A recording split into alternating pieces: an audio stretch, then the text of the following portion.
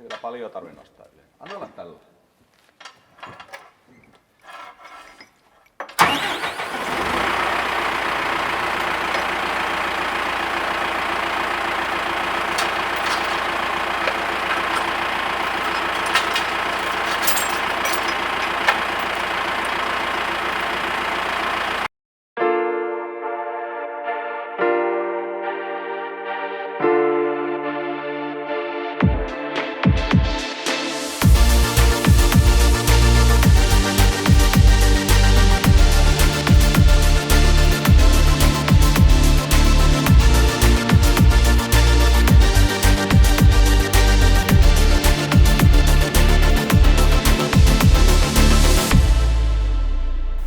Tervetuloa Sipan jatkepajalle. Nyt sitten tätä Petri-autoa taas tässä värkkäämässä ja niin kuin huomaatte, niin tässä on vähän taas tapahtunut, eli Petri on tuo moottorin nostellut keudulta pois ja se on ehkä, mä en tiedä näkyykö se, mutta tässä on tällä konehuoneessa viimeisen päälle uusi maali. Petri on maalannut tätä konehuonetta uusiksi, että saa siistimän näköiseksi ja tosiaan kone on nostettu pois paikaltaan. Sehän tuossa viime kesänä pelasi oikein hyvin. Ja vetoihin oli siinä tosi paljon, että ei se oikeastaan mitään sillä vauhdilta tullut, vaan se alkoi, tai oikeastaan melkein alusta lähtien se on savuttanut menemään se moottori ja se on melkein vähän tässä viime kesänä savutus vielä vähän pahentunutkin, niin se rupesi Petriä se savutus sen verran ärsyttämään, että se nostettiin sitten moottorista pois paikalta, oli sitten tosiaan se kytkinkin luisti niin pahasti, että olisi pitänyt sitäkin rempata sieltä, niin siinä se samalla sitten menee, niin nostettiin tuo kone pois ja katsottiin mitä se on syönyt ja sitten se kun moottori on pois, niin Petri pisti tämmösen jotakin romulohkoja ja kansia tuohon, että joo, kone on tosiaan purettana ja tässä nyt samalla kun se on ollut purettana ja Petri on halunnut tuon pakosarjan tehdä kokonaan uusiksi, niin se on nyt tehnyt uuden pakosarjan tänne tämmösen tasamittaisen, mutta on tätä vilkasta vähän tarkemmin tuossa myöhemmin, mutta sitten tosiaan tässä vielä näkyy tämmönen teeni ja laippa olemaan täällä, niin katsotaanpa mikä tähän menee paikalleen. Elikkä tämmönen jötky tähän näin tulee, jos se suostuisi menemään paikalleen. Näin. Mä veikkaan, ettei moni ole tämmöstä nähnytkään. Turbo mikä tässä on paikalla, näinpä näytetään loppuksi aika fiksu laitos tämä uusi turbo mikä tähän Petrille menee kiinni. Joo, eli tämä on tosiaan tämmönen Turbo Systems. Tää oli jossakin missä Liettuassa, kun tämä on tämä firma, joka näitä tekee. Ja tää on malli HTX 464P1. Eli se mikä tämä on, niin tämähän on Holsetin runkoon tehty ahi. Eli tämä on periaatteessa niinku Holsetin kompurakotelo ja Holsetin runko. Tässä näin, jotain taisi lukea HX3 jotakin, olisiko HX35 pohjalle tehty tämä näin. Mutta tosiaan tämä ihan normaali Holsetin näytä, eli okei, teksti on vaihdettu ja maalattu mustaksi, mutta tässä on muutakin muutoksia. Eli niin täältä kun tarkkaan katsotte, niin täällä on kunnon pilletti-imusiipi, se Holsetin omaa valetun tilalle, sitten totta kai muotoiltu uusiksi ja taitaa olla vähän pienempi peristä pinta-alaa enemmän, niin vaikka tämä on vaan 64 millinen, niin mä oon tainnut jotakin 800 heppaa kiskoa tällä ahtimella noista vehkeistä pihalle, niin pitäisi riittää vähän pitemmälle tämän näin. Mutta joo, se on niin tästä kun katsotaan erilaista. Sitten jos käännetään tämä tähän kyleille, niin alkaa näyttää jo huomattavasti erilaisemmalta. Näin, eli täällä tää on vesijähetetty runko. Tuolla on nuo tulpat, mutta täällä on näköjään sisään ja ulostulot. Toki niitä voi vaihtaa, mutta tosiaan vesijähetetty runko. Sitten täällä on tosi tämmönen pikkuinen A-liitin täällä ja tässä tulisi muistaakseni kuristikin mukana, niin tänne runkoon on pistetty keramiset kuulolaakerit niin kuin näissä kuulolaakerikarreteissakin, eli ei tarvitse ostaa sen 2 tonnin karretti, että saa kuulolaakerit ahtimen, eli on tosiaan Holsetin runkoon on pistetty keramiset kuulolaakerit siellä ja sitten tosiaan tämä pakopesä on aivan erilainen. Mä oon tänne ihan oikea twin scrollipesä, eli menee niin ihan tonne perille asti tuolla ja tämä on rostarinen vielä, niin siinä mielessä on paljon parempi tämä pakopesä tässä näissä ja sitten se on ihan perus Holsettia taas tuolla noin. No tämmönen Holsetista tehty tämmönen modattu ahi, että hienot rosteriset twin scrollipesät ja kaikki niinku CNC-konneistettua ja keramiset kuulolaakerit ja vesijähätetty ja pilletti-imuusivit suut. Tämä on niinku aika lailla suhteellisen moderni ahi, mutta tehty Holsetin rungolle, niin nämä ei maksa ihan mahdottomasti, joku mitä tonni vähän reilu toimitettuna maksaa nämä vehkeet. Tämmönen tosiaan tulossa Petrille tuohon, että tällä saa ainakin vähän heräävyyttä ja pikkusen vielä potkua lisää tällä uudella ahtimella tuohon. Meneekö ne mönttihän tämä on ja tää taitaa olla tällä hetkellä toiseksi isoin malli mitä tämä Turbo Systems tekee, että on vissiin tulossa vähän isompikin HX50 pohjalle tehtyjä ahtimia. Niin. Mutta tämmönen. Vaan joo, semmoista oli se turbohommat ja Petri tosiaan nosti sen moottorin pois, tai nostettiin porukalla se moottori pois, ja Petri sen tuossa purki. Mulla saattaa olla vähän sitä videota, mutta ei ihan ihmeestä. Ja ootte te nähnyt 100 kertaa näiden koneiden purkamisen, niin kaipa se menee ilmankin. Mutta tosiaan joo, tässä on se Petrin moottorin lohko. Tässä ei tässä nyt ihan ihmeellistä näe, että tässä tosiaan se silloin tällainen tätä tiivistä välistä vähän jäätymistä, että tihkuttiin, kun se oli vähän vissi joku eräävika noissa Athenan tiivisteistä, niin yksi erä niistä pikkusen tihkutti jäätyneistä, että niin täältä näkee, että se on vähän täältä välistä niin pukannut sitä pihalle ja tuolta kanssa, että täältä on taas ihan tiivistynyt, mutta sitten tosiaan nämä liekkirenkaat, niin nämä näyttäisi, että ne on ei ne takasta mitään oireita ollut, että se olisi pitänyt, niin liekkirenkaat on oikein hyvin pitänyt, ne on tasainen kuvio, niistä näkyy tuossa edelleenkin, että ei ole siitä ollut mitään ongelmasta liekkirenkaassa, että pikkusen vaan sitä jäähytynestä tullut täältä. Ja toki se voi olla, kun tätä hevetetään dikkiä suoraksi, mutta ei se nyt siitä pitäisi, kun näitä on ollut myös semmosia, mistä on ihan oikeasti dekit ja kaikki suoristettu näitä Athenoita, ne on silti tihkuttanut jäähytynestä. Se ei sinänsä haitannut, sitä meni niin vähän, että silloin tällä pikkusen liraatti uutta, niin se ei haitannut menoa, mutta tosiaan se savutti tämän näin ja näytään paremmasta kuvakulmasta, vaan nämä pytyt on tosi pahasti kiilottunut tätä männänrenkaiden kohdalta. Niin. Mutta joo, mä näytän tosiaan paremman kuvakulman, että näkee, mutta se tosiaan, se on niinku ihan ympäriinsä kiilottunut, että ihan niinku nuo männänrenkaat ei olisi niinku tarttunut oikein tai niinku asettunut kohdalleen tänne, mutta se voi olla ihan sitten johtua siitä, kun pistettiin tää moottorissa läjiä, niin oli ongelmia säätöjen kanssa, kun ne nokkia-ajatukset oli huonosti ja tähän viikokaapalla vaan tyhjäkääntiä hierottiin ja sääjettiin ja oltiin tässä pihassa, että saatiin edes ajokallevuksi tämä vehe, niin saattaa olla, että se niin nämä männänrenkaat asettunut ihan kohdalleen sinne, kun nehän pitäisi olla, että niille männänrenkaille saa, kun sä pistät sen koneen kääntynyt, pitäisi saa heti semmoista ihan jonkunnäköistä kuormaa, että ne oikeasti kulluu ja asettuu tänne pyttyyn kohdalle eikä vaan lasitu ja jää siinä, niin se voi olla. Tai sitten ihan vaikka kun tätä ei koneistamalla höylätty, tai oikeastaan mitään ei tehty koneistuksia koneistamalla, että ihan vaan se kolmihaaraisella häkkyrävehkeellä tehtiin kevyt hoonaus ja muuta, niin sehän saattaa olla, että seikka ei ollut tarpeeksi riittävää siihen, niin sen takia ne männänrenkaat ei asettunut siihen ja alkoi savuttamaan. Ei tässä nyt sillä oikeastaan. Siis näkee, että männänrenkaat ei asettunut, on kuluttanut kiiltäväksi sitä pyttyä täältä näin, mutta ei oikeastaan muuta. Että se on ihan selvä raja tuossa, että se on männänrengas eikä mäntä mikä on tehnyt kiilotusta tuolla. Eihän se toki täysin mahdotonta, että kun männänrenkaan välit olisi mennyt umpeen tässä näin, vaikka lämmön takia ja sen takia kulunut nuo pytyt, mutta tässä minusta ainakin monta juttua sotti sitä vastaan. Eikä ensinnäkin jos männänrenkaassa ei näe mitään outoa. No ihan sen näköistä niin pitääkin olla. Toki se ylempi rengas on hyvin seikaussa sellainen ohut limu, että siitä oikein ota selvää, että onko sille käynyt jotakin muuta jotakin katastrofia. Että semmoinen ihme kiiltävä ohut limu mikä se on, niin ei sitä oikeastaan voi päitäkään katsoa, että onko se kiilottunut vai ei siitä, niin pikkusen hankala. Ja tosiaan sitten nämä kaikki pytyt on tismalleen identtisiä, niin jos näin olisi, niin oltaisiin melko täydellisesti saatu männänrengasvälit hiottua tasaiseksi ja tasainen lämpökuoran pyttyys ja muuta. Että sen verran identtisesti nuo kaikki on kulunut, että pikkusen hankala uskoa, että olisi männänrengasvälit mennyt umpeen. Ja sitten lisäksi on katsonut noita kiilottumia, ne on kaikista renkaista, ei pelkästään ylemmistä renkaista. Niin vähän sillä hassu, mutta varmaan ihan kaiken varalta pistetään pykälää isompi männänrengasväli tuohon, että ei olla ihan 100% varma, että ei siitä ainakaan enää uudestaan aiheuttaa tämmöistä, jos jostain syystä siitä mukaan olisikin tämä käynyt. Joka tapauksessa oli tässä syy mikä tahansa, niin joutuu korjaamaan tämän näin. Tästä tuo lohko alapuolelta ja runkolaakerit, niin näissä nyt oikeastaan on minkäännäköistä, että voisi olla ihan hyvin vähän aitoista vakioautosta nämä runkolaakerit. Näin niin minkäännäköistä osumaa ottanut runkolaakerit. Voisi melkein näillä pistää uudestaan läjiä tämä vehkeä sillä mennä. Toki tätä puolta tätä laakerista on vähän turha katsoa, kun sitten tälle puolelle rasitustuu, se tulee ylemmällä. Voin näyttää videota tähän pistää samalla yläpuolella tässä laakereista. Ja kiertolangan laakeritkin on ihan viimeisen päälle uuden näköiset, että ei niin sekä mitään. Että hyvin on pysynyt öljylämmöt alhaalla ja ei ole tullut laakereihin ongelmatta. Vakioglykkolaakerit ja tämän verran tehua tämmöisessä vehkeessä, niin eipä nämä ota miksikään vielä nämä vakiolaakerit. Mutta kun kovaa ajua ja tarvii mitään satana ACL, rase-laakereita tai muuta pistää. Että. Mutta joo, tämä lohkoon tosiaan voisi pistää korjaa nuo pytyt tuosta ja ajaa sitäkin suoraksi ja pistää tämä lohko ajaa, niin onnistuisi oikein hyvin. Mutta Petri sattui löytämään tuo uuden lohkon tähän vehkeeseen ihan tosi halpalla, niin vilkas tapas tää ennemmin. Niin tämä menee tosiaan varastoon ottamaan parempia päiviä tämä lohko. Että Petrillä joskus kerkki sitä jotain käyttöä.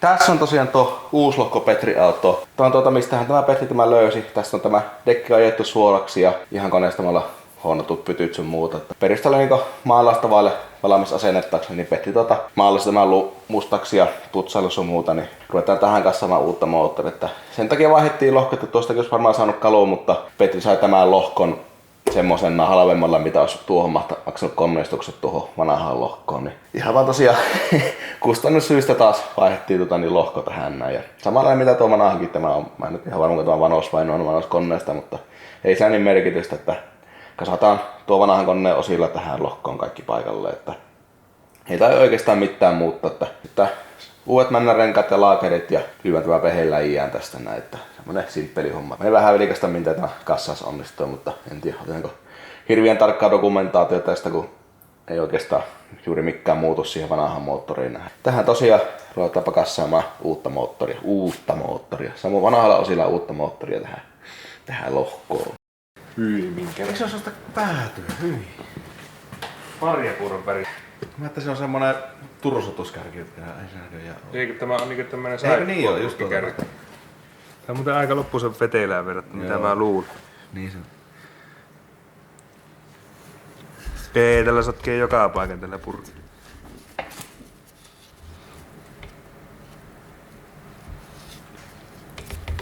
Koittaa levitellä kattoo miten se.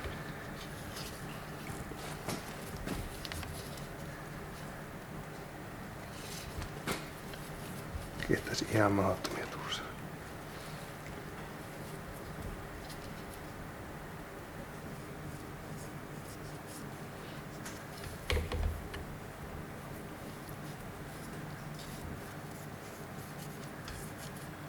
Se oli aika nikkiä lähtevää pois. Oli aina sormet päin.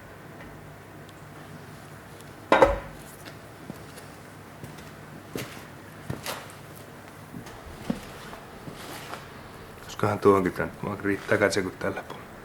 Pistä kummallakin.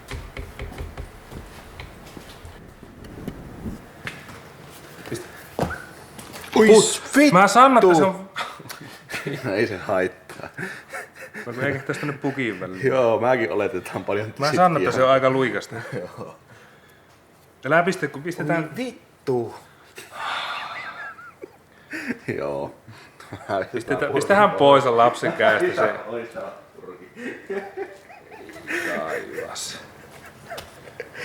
Alahan nyt tyykkiä niistä. Veikkaa tänne pukiin. Liitoskohan väliin.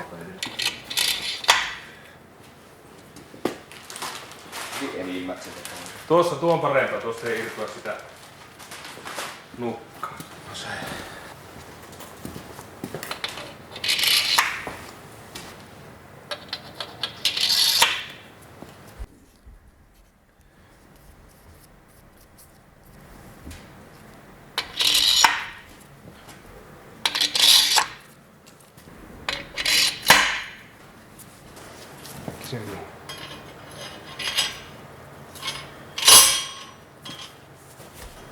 Ei näillä tai olla suuntaan. Ei niillä taida olla suuntaan.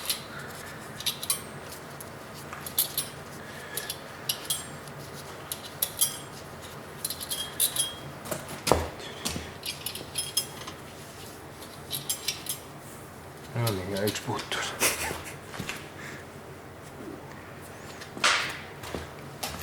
Tää saa sitä kannenpultteihin asti kanssa sitä rasvaa.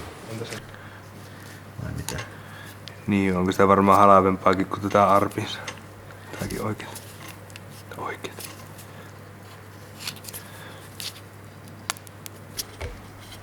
Arpi ohjeessa, että oikein pitää on rikaat ja kaikki hieroo hyvin tuolla rasvalla.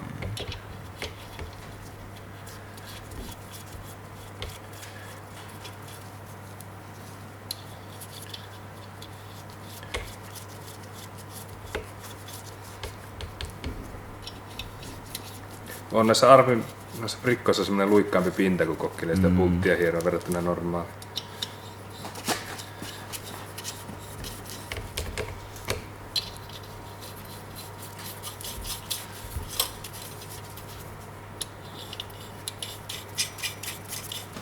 En muuten muistan sitä yhtä nostinta tilaa. Olihan sulla nyt ne öljysumut siellä? On. No niin. Meidän laittoi ensimmäisenä. No niin.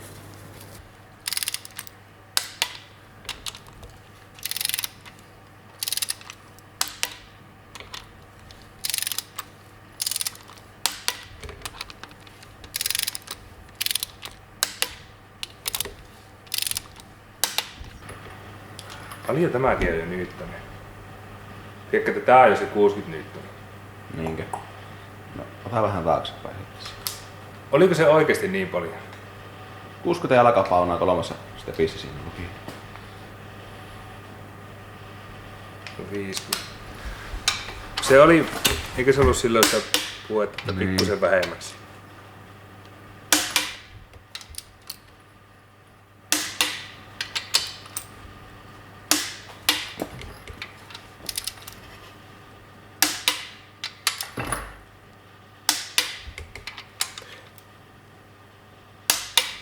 Ainakin se edellisillä kassauksilla alakerta pysyi.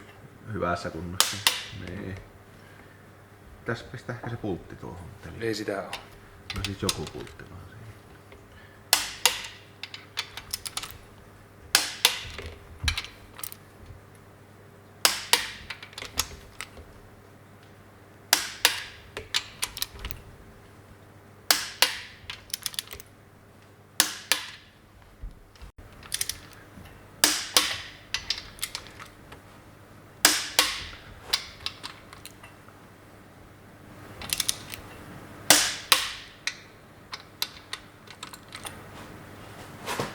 Sä et sitä pulttia. En minä sitä vielä katsellut siihen. Ootas.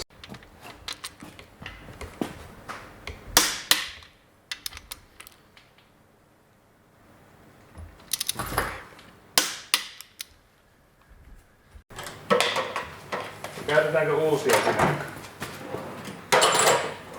Nämähän toit ne männärenkaat. Nämähän toit ne männärenkaat. Mitkä mennä renkaan?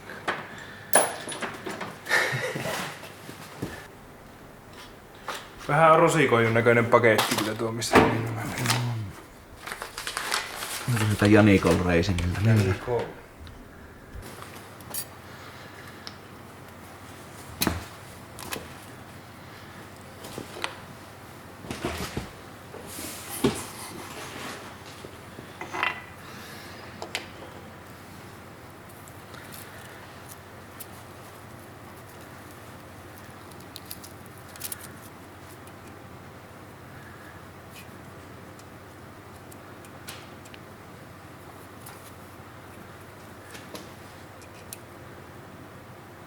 Tähänkö mukaan ei mennä? Ottaa pois.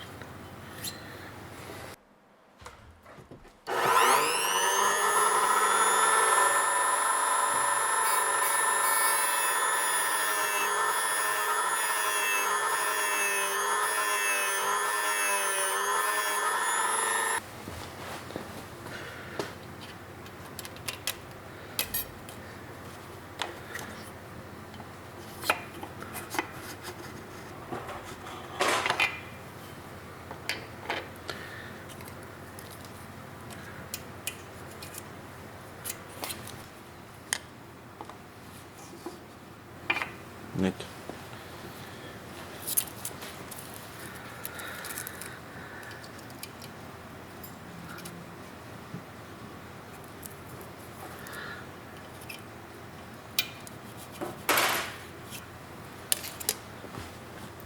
Paremmin. Kuluu. Eihän mä näin edes siihen yli. Tää kääntää alas melkein tuo kamera. Niin se pitää. Eikö niin, alashan se pitää katsoa olla, että se ei kolahda sieltä.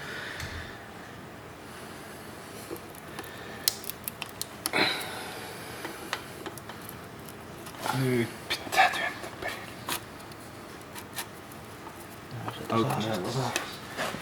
Ei tarvii kun mä otan. Tuossa on kumii päällä.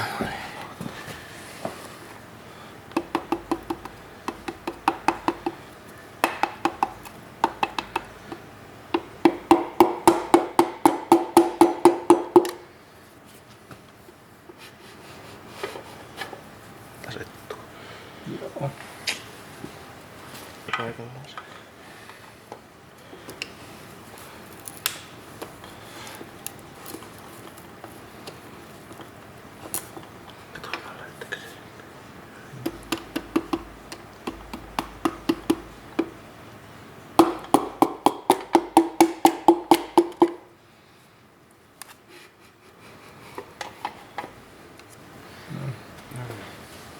kiepsauttaa ympäri.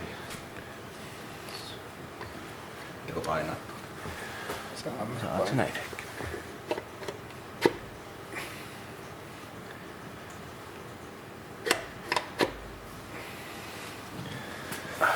No, sitten läpi.